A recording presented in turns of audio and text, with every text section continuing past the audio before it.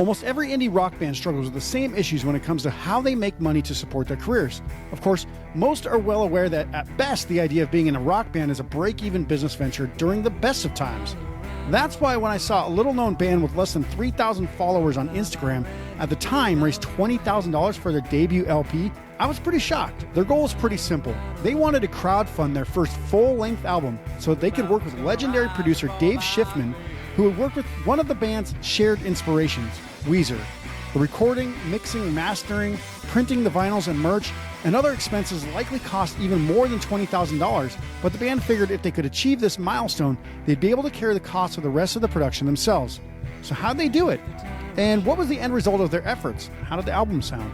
Also, why did the band's lineup split in half right before the release of their debut album?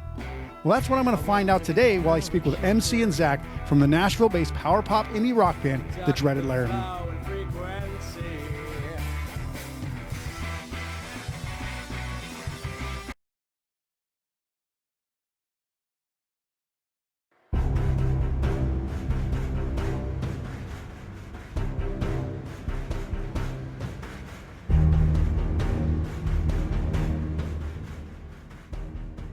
All right, so hey Zach, hey MC, how are things going there? I think you guys now are in Colorado, and actually that's Zach's childhood bedroom right there, as he mentioned before we came on air. So he specifically mentioned, look at the Pokemon plush up there. So that's what we're going to do. Look at the Pokemon plush.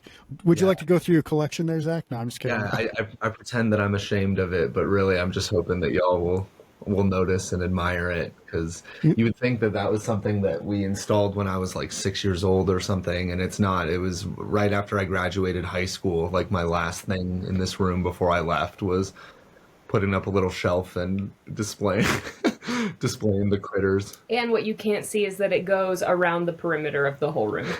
Kind of like one of those things that as an indie rock band, if you ever don't make money on a tour, it's like, well, I got that thing, I could put it up on eBay now, right? Yeah, although they'll pry it out of my cold dead hands, you know? And she's like, come on, man, it's worth like $200. Like, no! All right. So obviously, like I was saying before we came on air, like it's been about 2 years since we talked on a podcast, but in that time, a lot of things have happened. You've actually come to Vegas twice, stayed at my house a couple times to, play shows here at the Red Dwarf, which, maybe someday you'll be playing like House of Blues or something, which will be even better. But, Red Dwarf's an awesome bar, but, there are bigger, better things out there, obviously, that financially for an artist that they could do. So I kind of want to break down a little bit of like where you guys' like rise came from and how did you come up with this ambitious goal for your first album. So kind of like walk me through what was the first years of being in the Dreaded Laramie like for you guys, and at what point did you kind of start to see some good momentum? So I'll have to take us back to the beginning at first and say the Dreaded Laramie has actually existed for 8 years. Okay.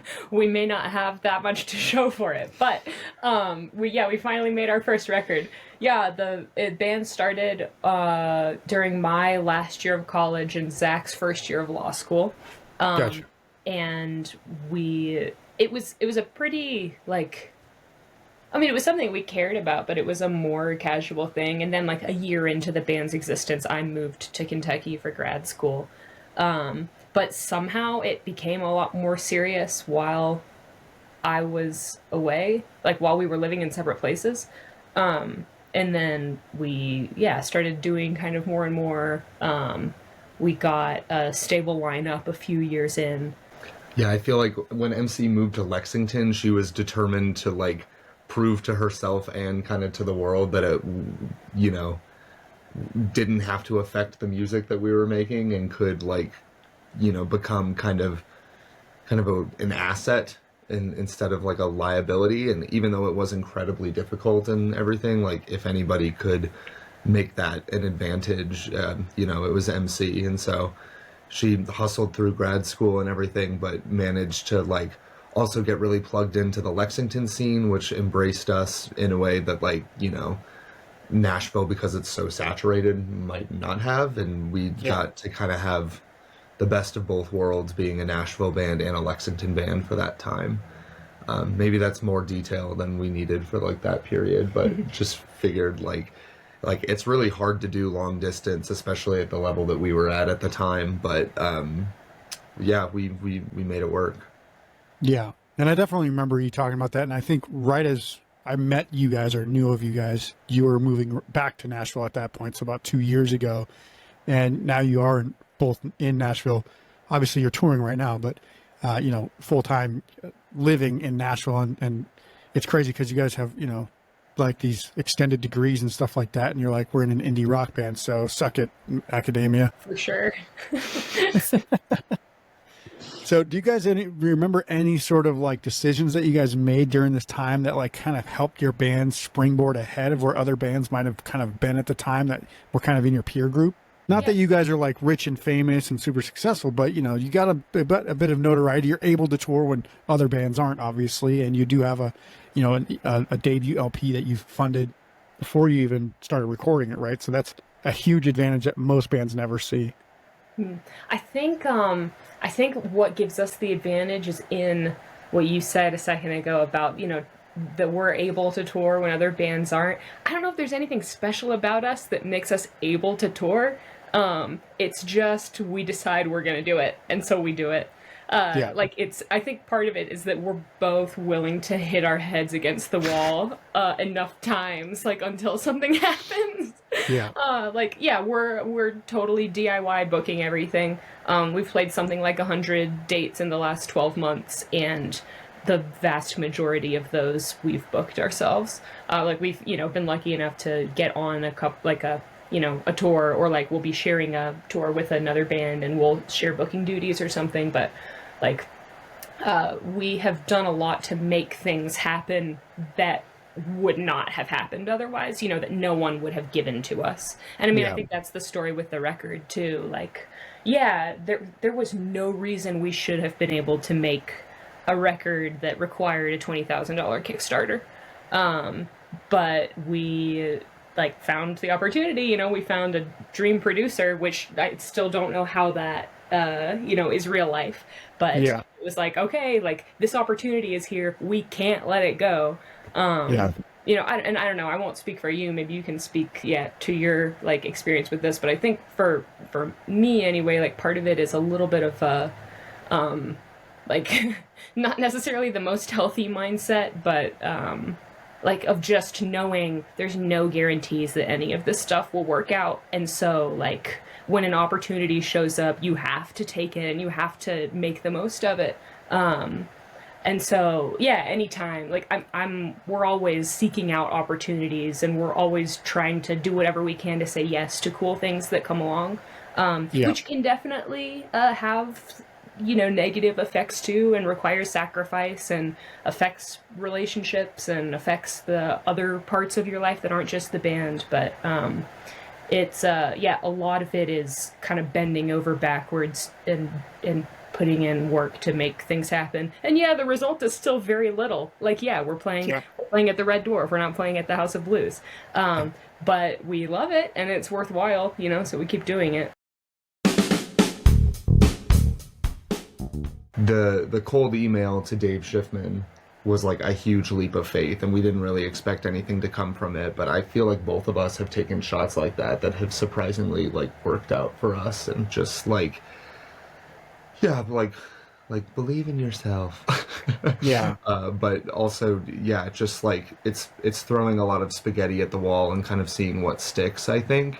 And also like having a team that like believes in itself, so that when crazy opportunities come along, that it's like, oh my god, like we couldn't possibly raise that amount of money in order to do that or something. Like we have the anxiety response and we go, oh god, oh no, no way, right? And then we take a deep breath and one of us is like, usually MC is like, okay, wait, actually I've broken this down and I think that this is somehow possible. And then we just take it one like bite at a time. Well, and it's like, what's the alternative? Like, don't try, you know? Like, what's the worst that can happen? The same thing that would have happened if you didn't try? And I think there's a couple things there that you guys mentioned that are worth mentioning again. It's the fact that you say yes to things when they come around, when a lot of people will think, no, like their first response is no, that's not possible, like you were saying, Zach. And then they don't have anybody to say, you know what, actually it is possible, let's try it. But again, like that's where most bands stop, is when they hit a challenge that seems too hard. So they just say no, and then they don't move on. So it's like the difference, I think, between you guys and a lot of bands is that you're willing to take these risks. You're willing to go on tour. Yeah, you like some bands might have families and stuff like that, but everybody has, ties to where they live, right? So you have to make sacrifices, like, well, how do I make bills, and what do I do with my empty house while I'm gone? Or, what if I have pets and all this other stuff? Like, you got to figure all that stuff out. But the fact that you're willing to say yes, and obviously you guys obviously have careers and jobs as well that you have to worry about and work around that. But other people will just be like, oh no, I can't, I got work, or no, I can't, I got this. It's like, say yes and then find a way to make it happen, right? Don't say no and then regret it later. So like you said, what's the worst that can happen? So most people, they don't take their shot, and that's, I think that's a Hamilton line, right? Take your shot. But I think it's worth repeating that, anytime you're presented with an opportunity, say yes and then try to make it happen. And if you really, really, really can't do it, then go back and say, oh, sorry, we can't do it. Because that's the least you can do, is at least try to make it happen, right? Yeah, I mean, and I think it's a matter of priorities too. Like, like with the job thing, oh, I'm not going to be able to, take this much time off work or something. Like, okay, what do you want your job to be? Do you want it to be being on tour, or do you want it to be like, whatever the thing is that's keeping you home? Yeah. If you continue to prioritize the thing that's keeping you home, then like, yeah, that's going to be the thing that is the center of your life. But it's not to say it's easy or like remotely possible, but like, yeah, you can. Make the other thing the priority and treat it like the priority and go, okay, yeah, like I can say goodbye to my comfort zone and my job, or whatever. Yeah, exactly. It feels like we're almost always with us, but like kind of creeping into artist way territory, where Yeah. I think about Julia Cameron talking about how believing that everyone and anyone kind of can be an artist, but that you're not necessarily guaranteed like a home like a super fancy house, or like to immediate wealth for quitting your job to be an artist or something. But I feel like it does take a little bit of that leap of faith, and like you kind of find a way to make it work, I want to say. Yeah, and I think it helps when you have somebody that kind of supports in the exact same dream that you want, right? Like if it's one person in the band pushing really hard and everybody else being like, no, I can't do it, be like, it's a lot more difficult to make that work, right? So then you're like, surround yourself with people that can help you fulfill your dreams. That was the second thing I was going to say, is that you guys did surround yourself with people that help you make your dreams come possible. What I do want to talk about is the decision. Like, again, you had to make another decision. How did you decide that you wanted to work with Dave Schiffman on your debut album? I think, okay, I'm going to go the long way, but the shortest road possible to the long way. Mm-hmm. Zach showed me this podcast episode a few years ago about, it doesn't even matter what it's about, the missing hit. Oh, yeah. That's really what it's from. Are you serious? Yeah, and in this podcast episode, like, it's, like, being a band is, like, kind of it's about trying to find a song that was stuck in someone's head and they couldn't remember what it was. But anyway, somewhere along the way in the episode, they're like, oh, well, to try and find the song, maybe we should talk to, like, a handful of these producers who, like, all worked on, the most interesting stuff. And there's this tangent at one point about, like, this one producer and how, like, oh yeah, she's responsible for, all these great things. And so, it would make sense for a band that wanted to sound like that to seek her out. And it was like, oh, how have I not thought of this? Like, yeah, like, let me look at my favorite records right now and, like, see who's responsible for them, and why not talk to them. And Dave was, like, the big common thread. I mean, the biggest thing is that he produced, mixed, and engineered the first 3 Pup records, which are, like, huge for us. We love that band. And those records are amazing, especially the third one.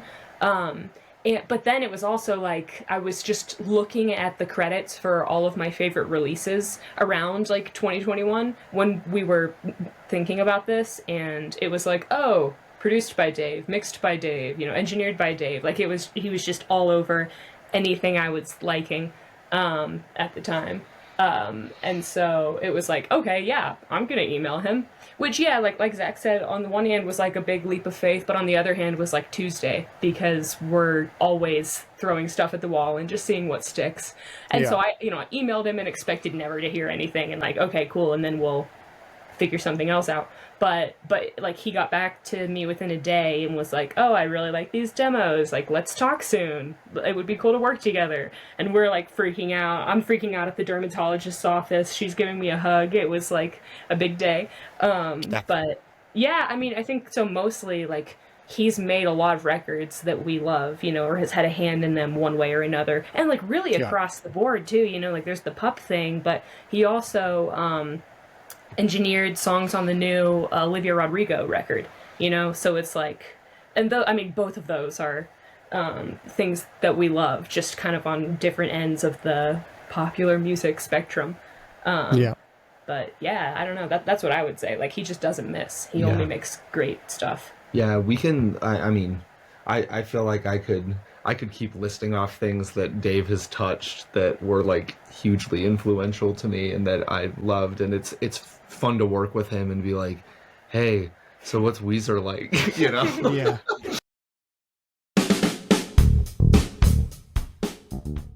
Nashville is like so saturated with just like super, super talented musicians, and I think like, the indie band thing to do, which would have been a cool route to go or whatever, is to find a friend who does production stuff and like get to record the album that way. Like, but for me, what was like so exciting about working with Dave, as MC, said, was just like, it's like such a different level of experience, right? Like, he's not like one of the Nashville guys or like one of the friends in the scene who I think also could have done a really good job, but he was somebody who has like, was trained on tape machine and, had worked on this, making records through the 80s and 90s and like truly understood that kind of thing. And so like, like, even though there was a more kind of familiar route that we could have gone down with the production of the album, the fact that he was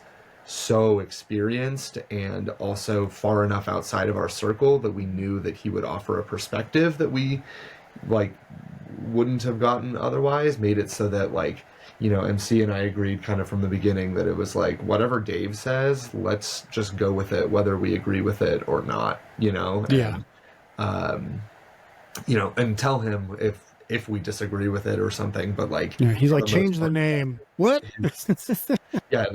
Trusting his judgment on things, and like even in the creative process, doing what we call throw it in the Dave pile, which is just like, oh, I don't know if this should be 2 BPM faster or 2 BPM slower. Well, let's let Dave decide. Like, let's just keep offering that as his opinion, so that we don't have to like get into any like sort of like gridlocks creatively internally with the band, and just rely on this like wealth of experience that was willing to work with us. So how did you actually set the goal and break it down into a realistic number? Because I think that's one thing that people are going to really sit there and go like, 20 grand, how does that make sense? What's the recording fees? Obviously you guys had to purchase other stuff to go along with it, but how did you set the goal and how did you break it down? His manager, Dave's manager, was really helpful in that process. I spent a lot of time on the phone with her talking about like, okay, what is the bare minimum we can make work? Because believe it or not, that was really the homie discount that we got for the record. Dave is pretty is in demand enough that he makes only the records he wants to make in a year. And so wanted to do, whatever possible to meet us where we were at. But at the same time has the kind of standards that it's like, yeah, we're not going to make the record in Timmy's basement in East Nashville. So it was like, okay, I mean, first of all, we need to get him out here and get him housed for 3 weeks. Because that was the amount of time we spent, and he's in LA.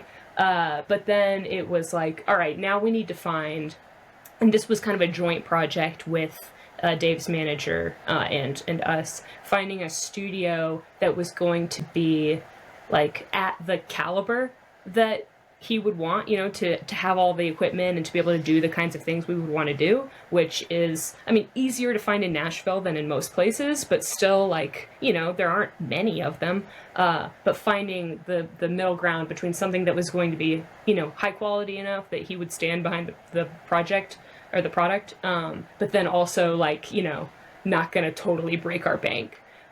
So studio time was a big part of it. That was about half of the budget. Yeah.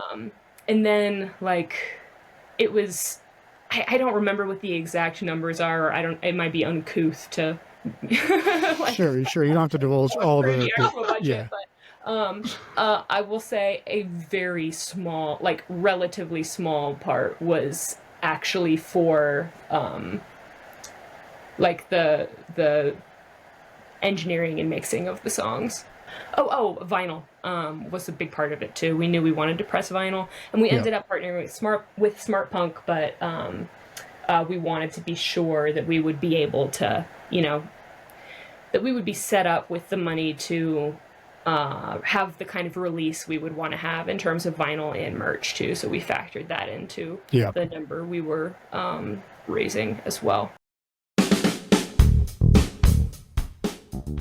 The figure that we asked for like the Kickstarter campaign was like higher than some of the initial like amounts that we had talked about. Like we were just like, oh God, is that so much? But I mean, honestly, I'm happy because it was a successful campaign and so we were able to get it, but also like doing a Kickstarter campaign is also really expensive. Like all of the benefits and everything that we came up with, even though we went on the cheap side of things, it was, or not cheap, but the like more affordable side of things, it's like, it really is like a lot to manage.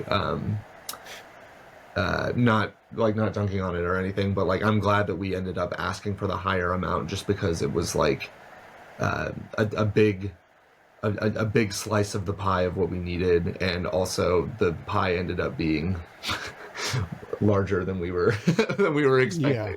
Yeah, as things do.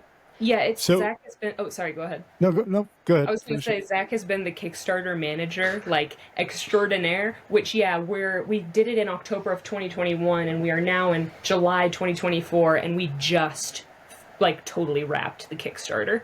Yeah. It's insane. But yeah, like, I mean, it's expensive, and like Kickstarter takes a cut too. You know, not a big one, but they take a cut. Like we didn't take home all $20,000. Kickstarter's happy to take people's money for sure. Like that's the platform, right? Right. Yeah, which we've been having to get all the rewards together and like keep backers updated. Like Zach writes, I mean now thankfully is done, but has been writing like an at least monthly-ish update for nearly 3 years to these people. And It's like our newsletter kind of for the band, and usually it starts with like an apology because just like things have happened and I'm just like, I'm sorry I haven't like let you guys know. Yeah, but I mean, and it's amazing, like it's really cool, like, and a cool opportunity to have people, you know, who are willing to financially back the band, like kind of all in one place for communication. Like that's been great for kind of fostering fan base, but like it also has been a ton, especially for Zach, to keep up with. So yeah, like it's incredible. It's amazing that we were able to reach that goal. Yeah, that's still bizarre to me. I actually had someone the day before we launched the Kickstarter campaign try and talk me down from launching it. Someone be like, wait, you shouldn't do this. Yeah. But we did, and it worked. I forget who that was, but tell me after the interview.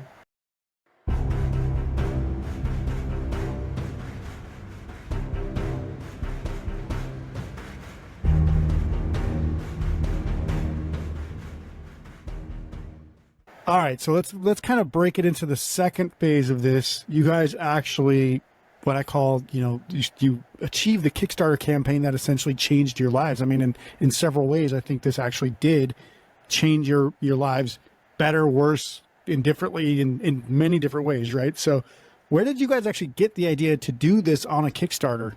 I think we just knew that I don't know if it was me, to be honest. It was, I don't know, whoever, like, I think crowdfunding thing was like instant. We were all Yeah. just like, we don't have that much money in our bank account. We're not going to make that much money from touring before the record. If we want to do this, it's going to have to be crowdfunded, one way or another. And then there was like, you know, a little bit of research into like, what's it going to, you know, which platform is going to make the most sense. Cause like we thought about GoFundMe, like, or there's, I don't know, like a few different ones, but for whatever reason, Kickstarter was the thing that made the most sense. But yeah, I mean, it was just kind of necessity. It was like, here's this gulf, like, we're not getting here on our own.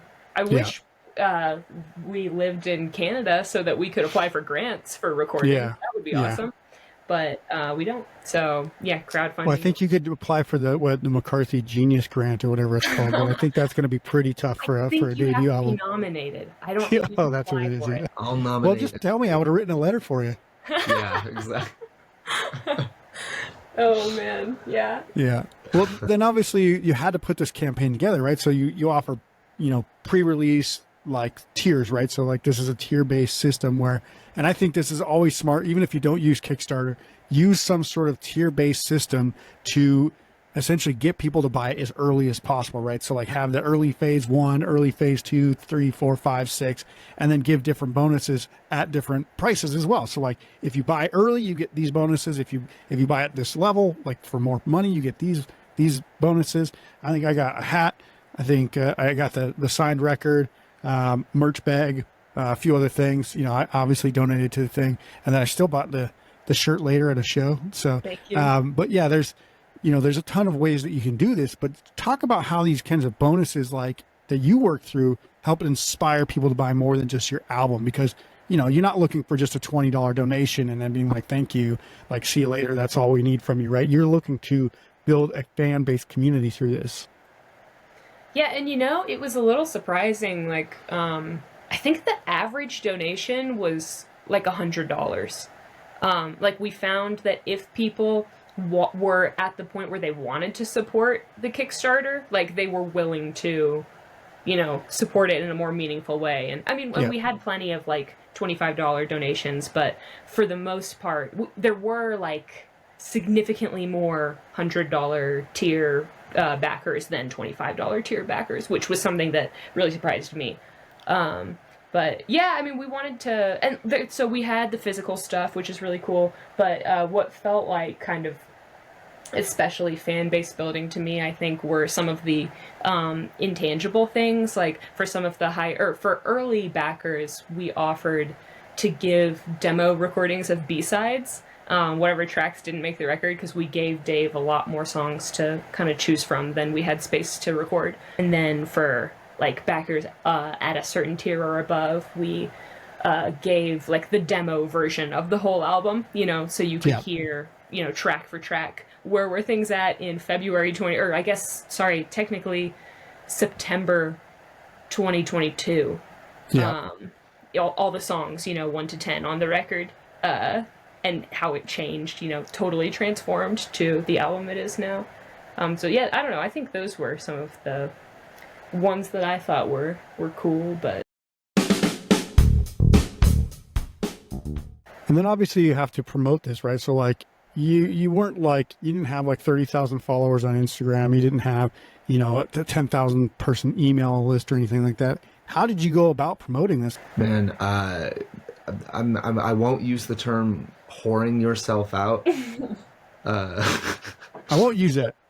Yeah. It wasn't exactly that, but don't use that term. But yeah, it was some advice that I got very like kind of early on about doing a Kickstarter campaign was like the number one reason that people will not donate is if you don't ask and don't ask like the question. And so it felt very like, to me anyway, like it felt very kind of grassroots, where like it was hitting up people that I hadn't talked to in a while and saying, look, this is like this is what we're doing. It would mean the world to me if you like donated to it. Here are like some of the tiers and stuff. And we, you know, just thought of like I thought of teachers from school that like growing up, like just anybody that I think would be like, oh, it's cool that Zach is trying to make a record with a with a famous producer, and I think each of us did a lot of that. And Yeah. you know, I feel like also like, you know, we don't have 30,000 Instagram followers, but the Instagram followers that we do have like engage with us quite a bit. And so there was a lot of like promotion that we did on Instagram, asking people for that. But yeah, I know this is like a little bit of a buzzword, but it just like kind of comes back down to community and just being willing to ask, even though it is like kind of uncomfortable, because like if I feel like it's, if you genuinely believe in what you're doing, that it's going to be like a good, really cool thing, then asking for money to promote that is not ripping anybody off. Yeah. You know, it's like you're not trying to sell them bullshit. You're trying to tell them like, oh, this is investing in something that is going to like be a net positive, right? Yeah. So I had to just keep myself in mind with that, because like, like asking people I haven't talked to in a while for money is a big uncomfortable thing, but it really did feel like we were kind of inviting them into the world of the record making process. And I think like with the Kickstarter emails and everything, and kind of building a bit of a community with the updates that I've been writing, like it did feel more like inviting people into the process, because like it wasn't just give me your money and we'll send you a record in 2 years or something. It was like, you know, like let's take you along the way and keep you updated and show you how much this means to you, and or means to us. And you know, for especially like, you know, certain relatives and things that I have, people that I have who have always admired rock bands but don't really know too much about what goes into it. I think it was like an added benefit that they got to kind of see our experience from sort of the passenger seat. Yeah, for sure. I mean, you think about all the famous rock bands out there, they had a very similar journey as to what you guys did for your first album, except for back in the 90s or something like that, a record label would put them up for like 20 grand for an advance or something like that. It's just a different time. But now it's pretty much all DIY. Everybody that's in a rock band has to do it themselves. So either you take out a loan and put a lot of risk on yourselves, or you get a lot of people to help you, right? And so I think it's great to have a supportive community. What did you guys think, like, when you actually hit the goal? Because I remember seeing the emails, like, along the way. It's like, we're this close, we're this close, we're this close. Like, we're almost there. Like, your last $1,000 and stuff like that. But what did you feel like? What did you guys do when you actually hit the goal? Screamed. Yeah. I'm trying to remember where I was. I'm pretty sure I was, like, at school. But... Was I in Baltimore with Mark? That sounds right, yeah. Yeah. It happened right around to be together. Yeah, it was like right around my birthday, I think, because I remember people thinking like, "Whoa, like that's like the best birthday gift ever." Yeah. And it was. Yeah, no, it was just like total disbelief. Yeah, crazy. I mean, it launched pretty quickly because you only have like 3 weeks to 4 weeks, something like that, to complete the campaign. So I think it started off pretty hot, right? Yeah, it was wild. We made like half the number in less than the first week. Yeah.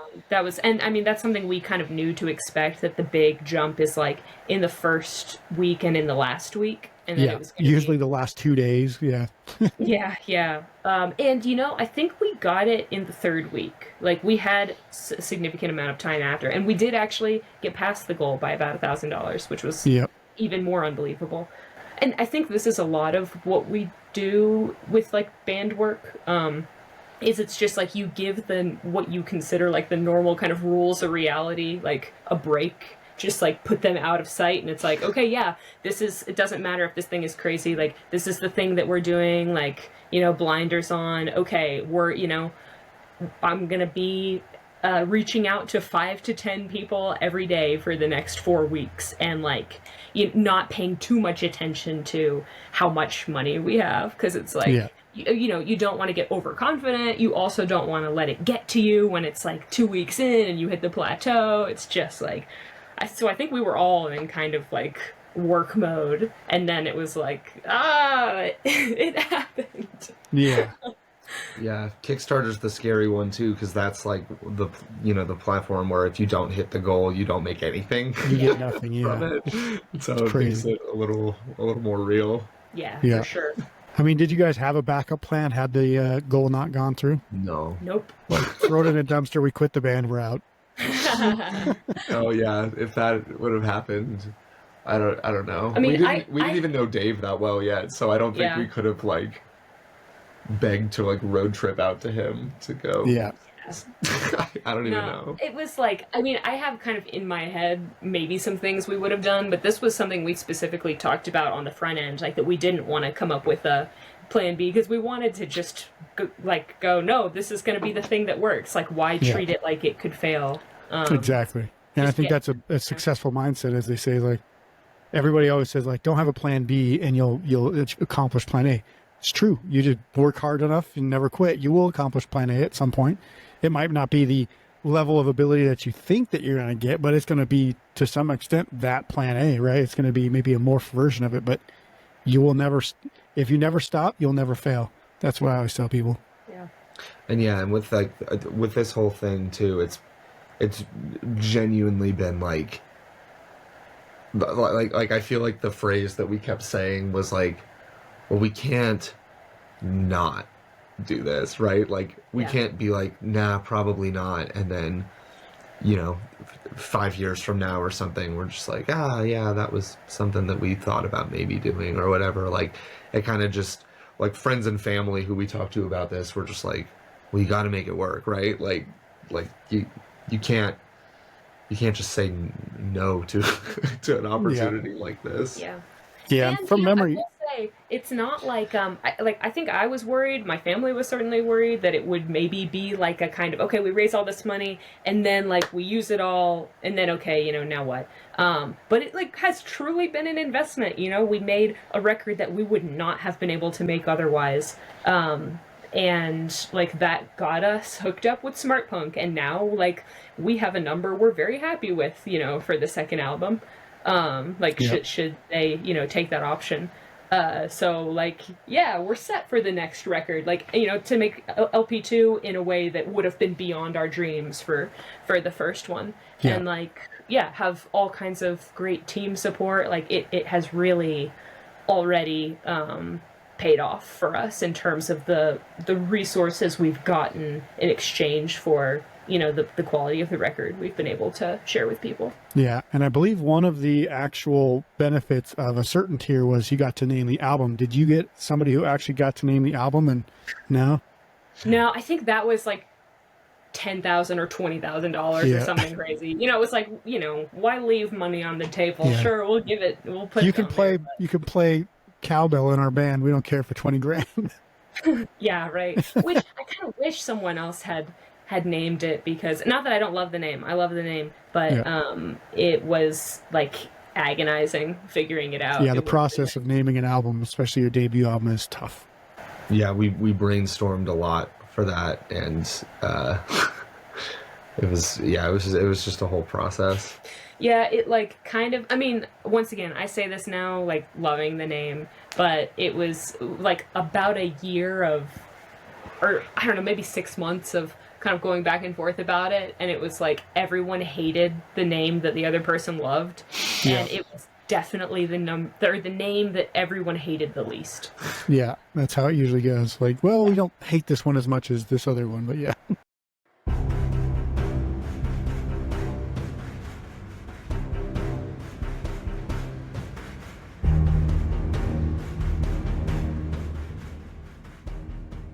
So let's talk about the recording process, because I mentioned we would talk about this. Obviously, now when you're in the studio with Dave Schiffman, you really got to be professional, right? Like, he's not going to just be like, hey, turn up and, tell jokes and be funny and we're going to make a record together. He's like, my time is important, right? Not that anybody isn't, but you're paying for him to be there, right? It's like, let's get this thing together. Let's get the show on the road. We could still have a good time, but let's get it together. What was that recording experience like for you guys? I feel like Dave usually showed up with the jokes. Yeah, I was gonna say it kind of was show up and make jokes. like I put on my nicest sweater, my best pants. I was like, time to do this, and like, I mean, we weren't like screwing around in the studio or something, but there was always like a chunk of time at the beginning of the day that was Dave sitting there with a coffee cup, just like telling stories to us. Yeah. But it was like professional though too. Sure. Yeah, I felt like kind of getting the flow of being in the studio was navigating that, like, kind of, you know, like, okay, part of this is like hang time, decompression time, and then like getting into a serious workflow and staying in that for a while. Like, and then we have lunch and like we're able to chill out a little bit. And then we have a very serious evening, you know? Yeah. And not in a whiplashy kind of way either. Like, it all felt natural, but there Again. I didn't mean like that kind of whiplash, but that's so funny. But anyway, so yeah, obviously when you're going through the process of playing the songs, did you have any things that you guys thought in your head were going to work for songs that you didn't work on and didn't put on the album? And then did you have things that you really were like, Dave, I don't think that's going to work, and then you did put it on the album? Yes to both. Yeah. I mean, I think one of the biggest things for the first category of things you said was like, there were a lot of songs that didn't get on the album that I was surprised didn't get on the album, that were like way stronger than songs that, or, you know, to me, I thought were songs that were a lot stronger than ones that made it on the album. That, you know, like one of the songs that's on the album that I'm like, why is this on there? But, you know, like we said, if we were going to trust his taste, because that's literally what we're paying him for.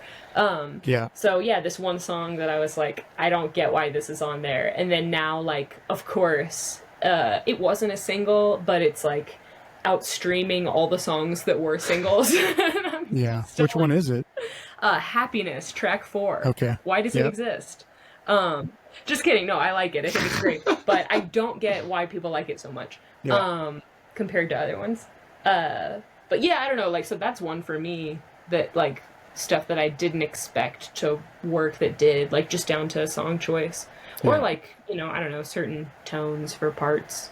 Yeah, Dave was pretty clear going into it, like, from even our first meeting with him, that, you know, he was not so interested in who came up with what part. He only was interested in figuring out what felt the best for the song specifically, which, I mean, God, that's a kind of tough thing. I know it was for me to navigate at the time, and I think I've gotten better at it since then, but like, just not being quite so attached to something that you wrote, even if you think like, oh, that was my fingerprints on that, you know? Because he doesn't care about that. He just wants to do like the best thing in service of the song. And so there were parts that I had. Zach used to be on the album, and now he's totally cut out of the album. Yeah, exactly. I'm just tambourine on track 3. Not really. I'm just kidding. But there were parts definitely that I thought were going to be on the chopping block, because Dave was like not that into it, and it was like kind of frustrating in the studio, but then lo and behold made it onto the album, and like he made it work. Like, I always think of that part in Mess. There's like a little guitar part that we got like a really wacky tone on that was different than what I was envisioning for it, and I don't think I quite fully realized what I was thinking of for it, but it made it onto the song, and he found a way to make it in service of the song, and I'm really stoked about how that one came out. You know, it's the first track on the record. Now, obviously, you spent all this time putting the Kickstarter campaign together, you know, begging and pleading people to get this to work for you, putting in the effort to recording it, working through the entire process, you know, and then obviously, well, you know, putting out the release plan. You didn't, most people would be like, oh, now it's recorded, let's just go ahead and put it out. Like, no, you actually took the time to set it all up and get it ready and put a release plan out there. Would you do this process again? Obviously, you said that you have the lineup for the next album, but if you go back in time, would you do that again, or would you rather try to make it work on an easier scale? I say easier because, you know, it's one of those things where you can just say it's a lot more comfortable to just go work with people, or it's uncomfortable but works better the way that we did it. You know, do you have like would you rather go through this process again, or would you rather find another way to do it? it would make me sick to think about having done this record a different way. Yeah. Yeah. 100%. I feel like to go back in time, 100% would like do it this way again. Yeah. For, you know, LP3 or something like that, probably would not want to ask again, just because it you know, it does take a lot of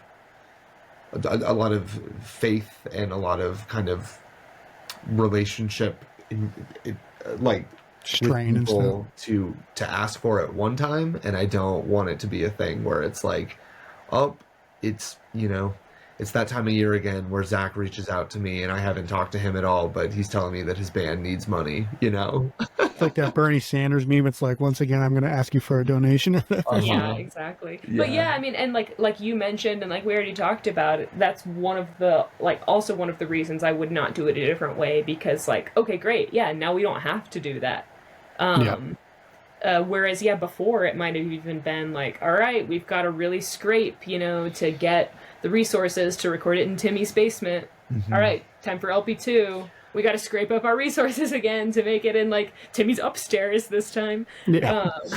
But like, yeah, no, we did, I don't know, like made a serious effort to set ourselves up for success so that we can not beg people for money in the future, like, which is, I feel like, a big part of the conversation, like with the way we've prepared for this record, that gets left out, you know, like it's easy for people to just focus on, I mean, just speaking for like anecdotally in my conversations with people, it's easier for people to focus on like, you know, like, oh, what was it like? Was it so uncomfortable to ask for, you know, that much money? But like, it's like the product that we're getting from that is not just this one record. Like it is truly an investment in the future of the band. And yeah, that is like honestly maybe an even bigger part of it. Yeah, and I think too, like one of the fun things about doing the Kickstarter campaign the way that we did it was like we looked at a lot of other people's campaigns and tried to find a way that like we could make it feel like us, and you know, not do it necessarily in the exact way that somebody else did it who would be successful, and not doing it in the way that it's like, oh, well, this is like what you do when you do a Kickstarter campaign. Like we tried to add a lot of ourselves into it, into even like what we named the tiers, and like that made it more fun for us. And I also think that it kind of invited people into the culture of the band in a way that hopefully helped us stand out, because like, I mean, the majority of our backers were of course people that we knew and everything, but there were some backers who just like responded to it from just being on Kickstarter who we didn't know. And I feel like that was another part of this sort of investment that you're talking about into our like careers, is it forced us to like, I don't know, set ourselves up as like professional but still have a sense of silliness that I think is like very, very natural and innate to who we are and what we do.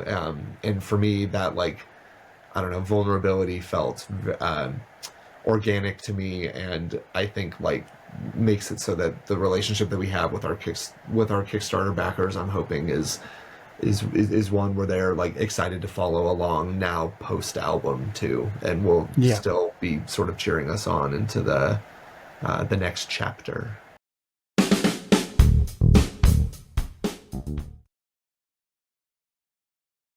So this is the finished product. Yeah. Cool. Whoa. Liner notes and all that stuff.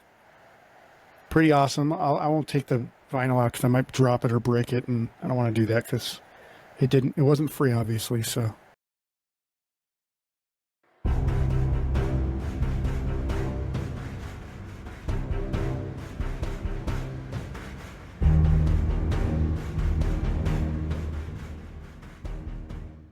Well, let's talk about obviously the next phase, which was releasing the album into the wild, letting the world know about Princess Feedback. And then right before this happened, you guys had a shakeup in the band's lineup. So right as your recording process wrapped, obviously You guys started touring pretty heavily, even with your jobs, careers, all that stuff. And then about 2 weeks before Prince's Feedback came out, your bassist Drew and drummer Andrew both left for different reasons. Can you shed some light on what the situations were that led to these decisions? Yeah, you know, it's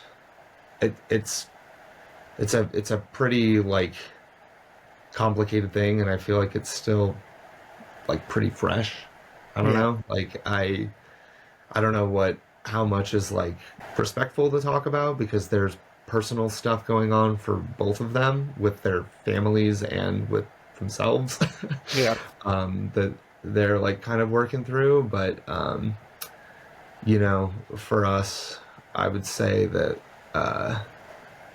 yeah, it's definitely had like a huge impact on us. But again, like MC mentioned earlier, with the kind of like when specifically with this band, like when there is a huge thing that needs to be done, like a Kickstarter campaign or like a huge tour, or like oh wow, this is an obstacle. Like I'm I'm trying to view things as like a puzzle rather than like a challenge, even though that is what it is, and just like kind of focus in on like, okay, the band needs this, like how do we play with this and figure out what it means, you know? Because like touring has felt very different without those people, and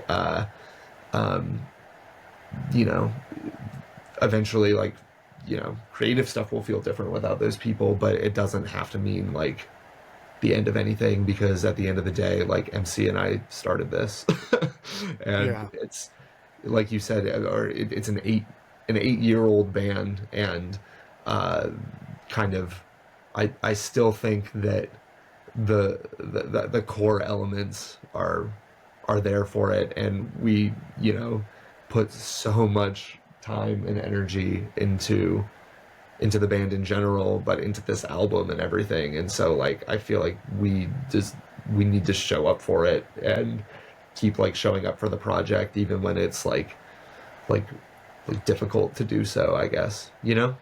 Yeah, for sure. Really, I know, obviously, I don't know, you know, personally the dynamic, but I know that you guys were all quite good friends. Obviously, you spent a lot of time together, so it's tough when, you know, you've spent that much time with somebody and then now they're just not really part of your daily lives anymore, which is kind of the toughest part, I think, about any band split or any, you know, even moving out with roommates, stuff like that. It's like you just don't see them anymore, and all of a sudden, like 10 years down the road, you're like, man, I haven't seen that guy in like 3-4 years. Like, what the is going on with life? Like, how does that happen? Like, I used to live with this person, I used to see them every day I woke up, and now it's just weird. But, you know, obviously with a band and something that's not focused on any individual person, you kind of just have to make it move on and keep going, right?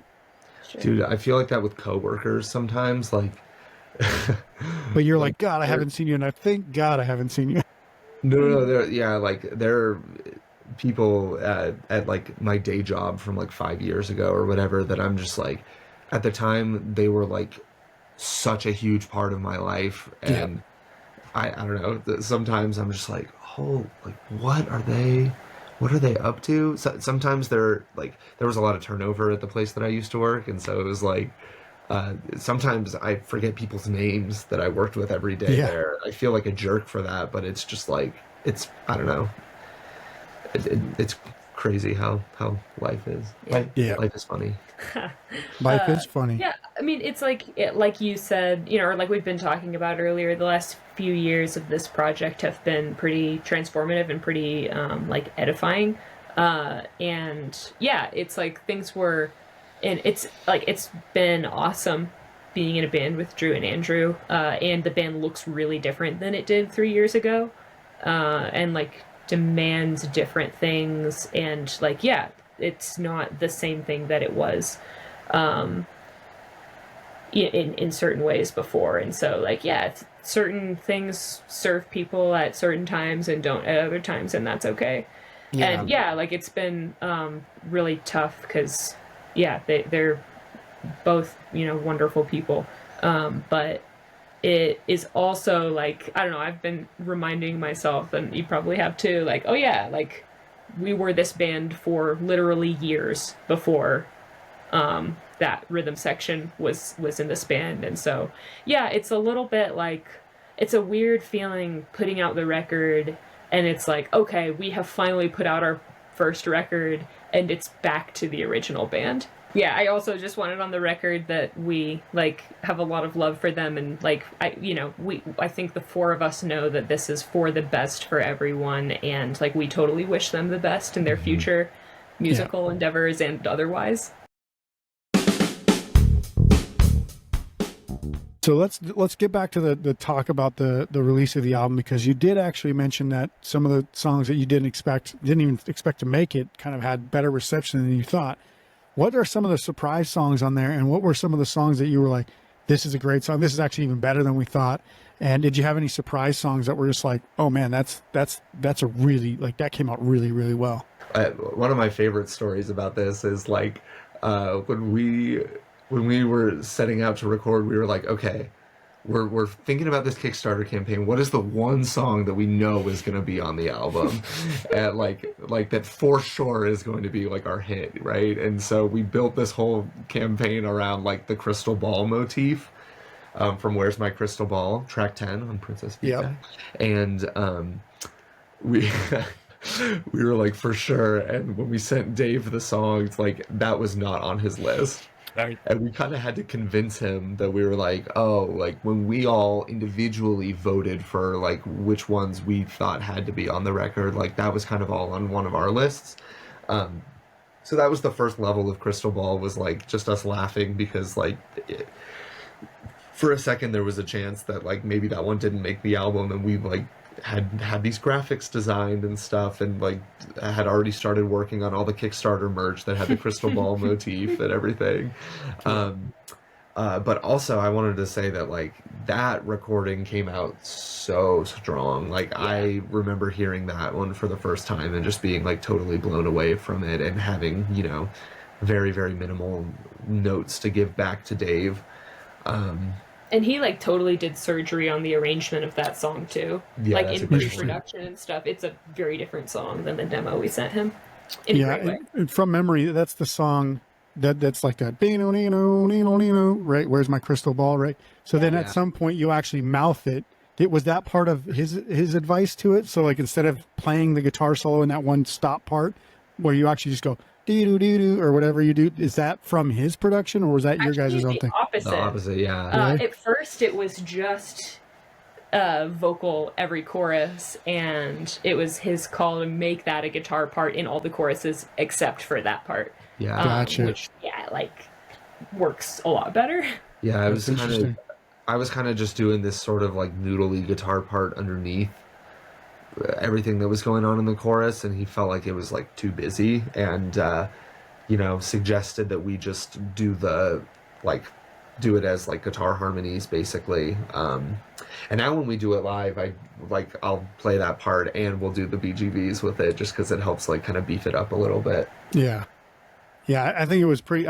I could tell that there was something about it that was, you know, producer oriented, because I'm like, you either think of that or you have it churched up in production, because like it sounds really good. Like it sounds like one of them songs that like a Veruca Salt, or, you know, like one of these old 90s bands, just like power guitar songs. Like, goddamn, that sounds really good. Like you don't just hear that like from a band just playing in a bar, right? You hear that when a band goes in the studio and figures out exactly how they want that to sound. So it's interesting, a little story from that one, because that's a great guitar part, and I'm glad Dave convinced you to tone down the noodling and just play the two notes or whatever it is. Well, a version of that part still is on the record. It's just like pretty low in the mix. Yeah, it's like the third mix below it. Which I'm so here for that kind of stuff. I like the kind of thing that you don't really realize on your first 10 listens, and then on the 11th one you're like, wait, what's going on down there? You know? Yeah, especially with some good headphones on or something like that, and you can hear like a 3D spacing and all that stuff. You're like, oh, what the hell is going on in this here?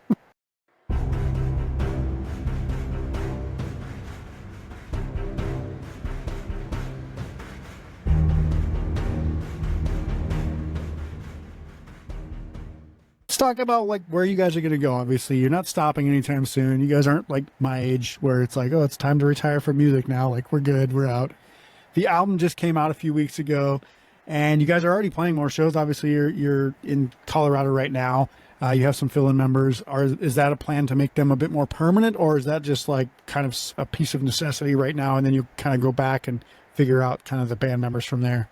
Yeah, we're taking things a day at a time. Yeah.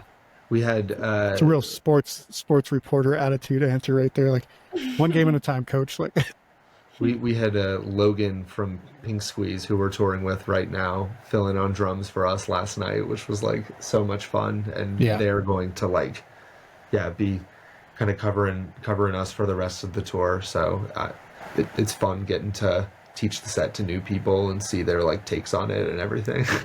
Yeah. Now, you guys are playing full band every night though, right? While you're on tour with them?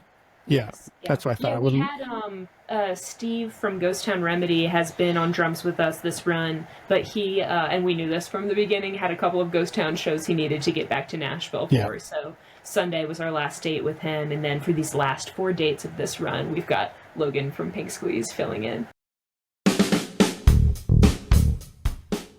Obviously, knowing you guys, tracks that didn't make the album, tracks that I think you've even played live recently, you guys probably have another 10 to 20 more songs lined up that you're looking forward to recording.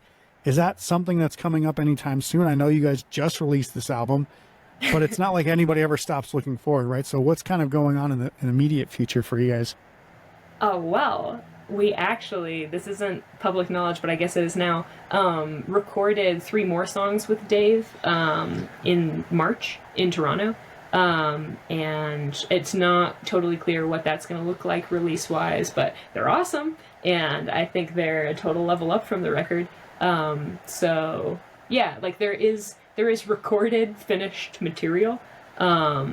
And yeah, like we are excited to make more music, but what exactly the release looks like is not at all clear yet. Yeah, I was gonna say I know you guys always have shows lined up because it's summer, and why not? Like obviously I know you teach during the regular part of the year, but you still tour even during the breaks and stuff like that. So you seem to find a way to never sit still, which is interesting. I think both of you guys are very good at filling any time. Like right now, you'd probably be off doing something way more cool than sitting here on a couch talking to me. But here we are. This is at least beneficial, right? Oh, this is awesome. No, we love getting to chat with you, Isaac. Thank you for penciling us in. What do you mean more cool? I've got Pokemon plush above my head.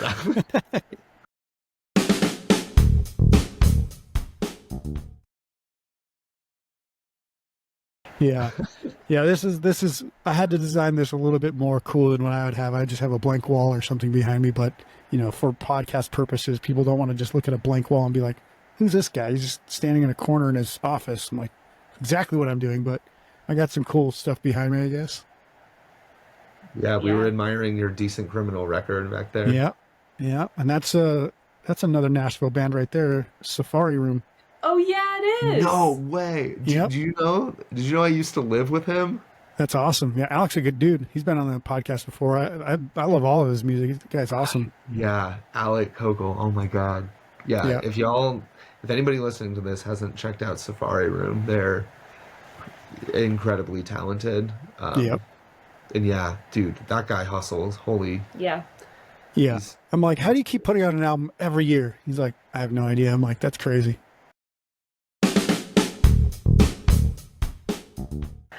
Yeah, I mean, the biggest thing is like listen to Princess Feedback. Please, like we've been talking about this record. If you take the time to give it a listen, that would mean a lot to us. You can judge whether or not you think it was worth the money that we put into it. Plenty of people have been letting us know whether or not they think it's worth it. The comment section is going crazy. I want to let people know, because someone got upset on the internet about this the other day, that the guitar on the cover, yes, we did really burn it. No, I won't apologize for it. It's still playable. I played it at the album release show. But yeah, anyway, we do have shows coming up. We're going to be on tour at the end of August. Will this be out by the end of August? Yes, it will be out by the end of August, cool. for sure. Well, at the end of August, we'll be on tour with Teens in Trouble and Bat Boy, a couple of Nice. bands on Asian Man Records that we love. And that will be... Shout out to Mike Park and Asian Man Records, yeah. Yeah, heck yeah. That tour will be going around the East Coast and Midwestern part of the United States. So that's coming up, and then we're heading to Fest in October, and we will have a little tour on the way down there that hasn't been announced yet. So Yeah, you don't usually just drop into Fest. You have to get there, right? It's buy the record, like buy vinyl. That would be awesome. We've got some sweet variants out there between the band and Smart Punk. You can buy like the band variant on Bandcamp, if not at one of the gigs. It's this really cool like pink and purple smashed thing. Let me just bring up the album again here so people can see what they're gonna buy here. Yep. We also have a bunch of like brand new merch. Oh yeah. That we're gonna start offering. Like it's available to buy when you come to our shows right now, but I'm hoping to get that on the internet so that people can purchase it too. And we've just been super psyched about it because it's some of the first merch that we haven't really like made ourselves. Yeah. Smart Punk has helped us with that, and so it's like super good quality. We've been really excited to show people at shows and everything. So well, as always, it's my pleasure, great to talk to you guys, and I thank you for being here and spending some time with me. And I hope everybody who's listening gets a chance to listen to Princess Feedback, does buy the album. I mean, if only 5 people watch this and then all 5 people buy it, that's a great return on investment right there. But you won't be disappointed. I think the best way I can describe it is like, a mix of some of those bands like Veruca Salt, Weezer, little No Doubt sound. Obviously, your voice is kind of in the Gwen Stefani, vocal range era. But then with like the great guitars and all that work and the soundscapes that Dave and you guys kind of melded together within some of those songs. I think Easy is one of my favorite songs on the album just for the strange... It just doesn't seem like it's part of the album, and then it's like it's so good it fits right in. It's like that's a great song. So, I think I even saw somebody commented when you guys asked what's your favorite song. A couple people said Easy, and I was like, that was the one that kind of stood out on first listen. And obviously like Fishnets, the Crystal Ball, breakup songs. All 3 of the singles are great. Go check out the music videos and all that stuff. And again, thank you guys for being here, and we'll talk to you soon. Thanks, Isaac. Yeah, thanks for hanging out, Isaac. That's the show for today. I hope you enjoyed this episode. If you learned anything or liked what you heard on the show today, please show us some support and subscribe to this channel and like, comment, and share this video with a friend or put it up on social media. I hate to keep asking, but without those small actions, the YouTube bots pretty much ignore this channel. Putting these videos out is a lot of work, and if you want to show your appreciation, please consider purchasing some of our musical accessories or merch from our store at poweredbyrock.com. You can read our blog and follow us in the links below as well. Those are the plugs, and that's all I have. I'll see you soon for the next episode. Until then, rock on.